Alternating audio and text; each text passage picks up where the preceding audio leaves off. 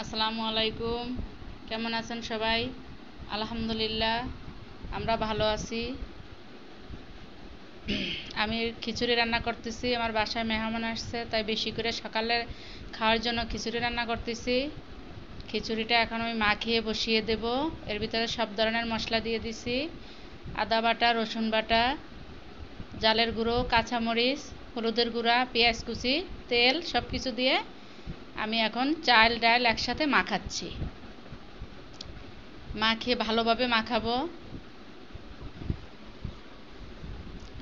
ভালোভাবে মাখিয়ে আমি যত মাখাবো তত খিচুড়িতে একটু স্বাদ আসে, তাই আমি খিচুড়িটা ভালোভাবে মাখিয়ে নিচ্ছি। এবার আমি পানি দিয়ে দিচ্ছি,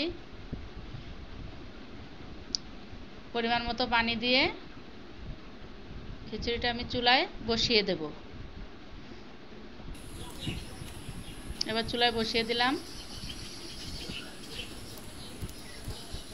মাটির চুলায় আমি দেখেন প্রাকৃতিক পরিবেশে খিচুড়িটা রান্না করতেছি, গাছের নিচে।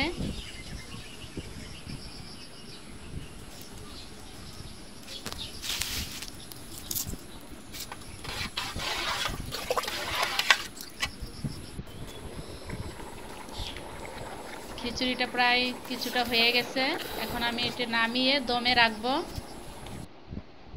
খিচুড়িটা নামাইয়া এখন আমি শুকনা মরিচ বাছতেছি, শুটকির ভর্তা বানাবো শুকনা মরিচ দিয়ে, তাই রসুন টালতেছি। এরপরে আমি শুটকিটা হালকা একটু তেল দিয়ে ভেজে নেব। এই দেখেন আমি শুটকিটা বাছতেছি। শুটকিটা টালা হয়ে গেছে, এখন আমি ডিমটা ভেজে নিচ্ছি। একসাথে আমি অনেকগুলা ডিম গুলিয়ে নিয়েছি, একটা একটা করে ভাজবো।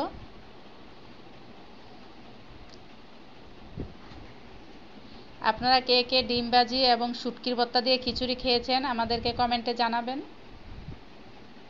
শুটকির ভর্তা, খিচুড়ি সকালের নাস্তা, ডিম ভাজা, এটা সবাই মিলে একসাথে খাবো। খুব মজাদার খাবার। খিচুড়ির সাথে শুটকির ভর্তা, লইটা মাছের শুটকি আর আপনার ডিম ভাজি, দুইটা মিলে আমরা মজা করে সবাই মিলে একসাথে খাবো।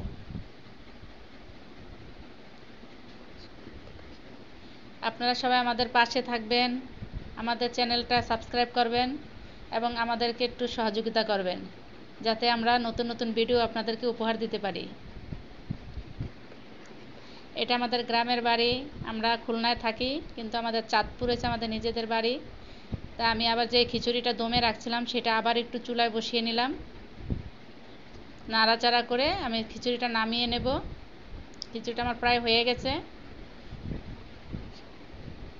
এবার আমরা সবাই মিলে যে খিচুড়িটা খাচ্ছি, দেখেন আমার আব্বা, আমার ভাই, আমার ভাইয়ের ছেলেমেয়েরা এবং আমার ননদকে দাওয়াত করছি। এটা হলো সকালে নাস্তা, দুপুরে বিরিয়ানি রান্না করব সবার জন্য।